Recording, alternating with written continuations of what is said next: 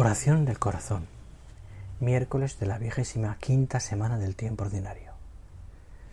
Hoy celebramos a San Pío de Pietrelcina, conocido por el Padre Pío, conocido también por sus estigmas, generoso en el trabajo como sacerdote y testimonio de santificación del dolor. El Evangelio de San Lucas, capítulo 9, versículos 9 al 1 al 6, Dice así: en aquel tiempo Jesús reunió a los 12 y les dio poder y autoridad sobre toda clase de demonios y para curar enfermedades. Luego los envió a proclamar el reino de Dios y a curar a los enfermos, diciéndoles: no llevéis nada para el camino, ni bastón, ni alforja, ni pan, ni dinero. Tampoco llevéis túnica de repuesto. Quedaos en la casa donde entréis, hasta que os vayáis de ese sitio. Si alguien os no recibe, salid de aquel pueblo y sacudíos el polvo de los pies para probar su culpa. Ellos se pusieron al camino y fueron de aldea en aldea, anunciando el Evangelio y curando en todas partes. Señor, quiero ponerme en camino para predicar tu reino con mi testimonio de vida. Inicio poniendo en tus manos mi intención y te pido en esta oración del corazón que me concedas un corazón generoso y seguro de su misión, para la cual solo necesito de tu gracia. Jesús, dame tu gracia para ser un auténtico discípulo y misionero de tu amor. Jesús llama a sus discípulos y los envía dándoles reglas claras, precisas. Los desafía con una serie de actitudes, comportamientos que deben tener. Y no son pocas las veces que nos pueden parecer exageradas o absurdas.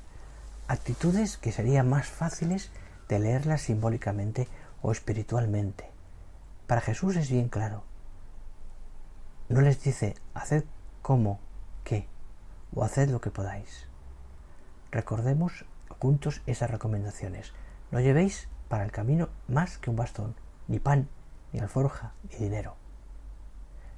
Permaneced en la casa donde os den alojamiento.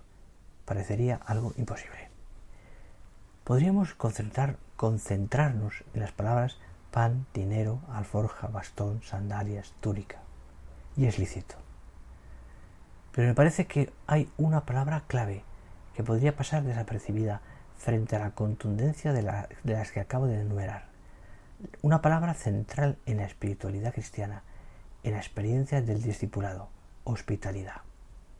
Jesús, como buen maestro, pedagogo, los envía a vivir en la hospitalidad. Les dice: permaneced donde os den alojamiento. Nos envía a aprender una de las características fundamentales de la comunidad creyente. Podríamos decir que cristiano es aquel que aprendió a hospedar, que aprendió a alojar.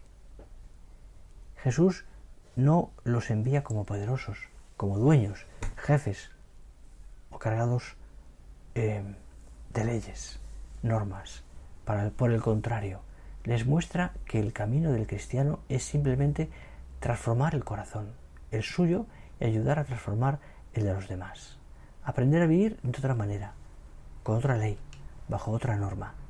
Es pasar de la lógica del egoísmo, de la clausura, de la lucha, de la división, de la superioridad, a la lógica de la vida, de la gratitud, del amor, de la lógica del dominio, del aplastar, manipular, a la lógica del amor, de acoger, recibir y cuidar. ¿Qué se necesita para vivir el Evangelio? Conocerlo, nada más. Vamos pues a descubrir dos lecciones que se esconden en este pasaje de San Lucas. La primera es la profunda fe que debe tener el enviado a proclamar el reino de Dios.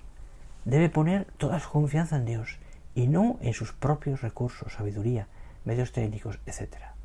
Y esta fe exige también el desapego de las comodidades y la esperanza de que Dios proveerá todo aquello que necesite el apóstol para cumplir con su labor. La segunda enseñanza va dirigida a los fieles que acogen al misionero, sacerdote o religiosa que viene de parte de Dios.